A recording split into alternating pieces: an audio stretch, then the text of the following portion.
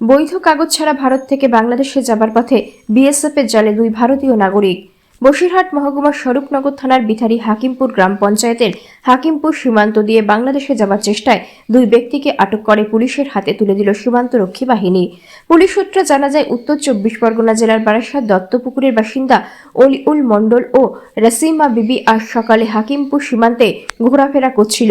সেই সময় বিএসএফের 143 নম্বর ব্যাটালিয়নের সীমান্তরক্ষী বাহিনীর সন্দেহ হয়। তাদেরকে জিজ্ঞাসাবাদ করে জানতে পারে তারা বাংলাদেশে যাওয়ার উদ্দেশ্যে এসেছিল সীমান্তে। তাদের কাছে কোনো বৈধ কাগজপত্র পাওয়া যায়নি। ওই দুজনকে আটক করে স্বরূপনগর থানার পুলিশের হাতে তুলে দিলে পুলিশ তাদের গ্রেপ্তার করে। কি উদ্দেশ্যে অবৈধভাবে বাংলাদেশে যাওয়ার চেষ্টা করছিল তা নিয়ে সন্দেহ দানা বেঁধেছে প্রশাসনের কাছে। বাংলাদেশের ভয়াবহ পরিস্থিতির পরেও কেন বাংলাদেশে যাচ্ছিল তা নিয়ে ধন্দে রয়েছে পুলিশ।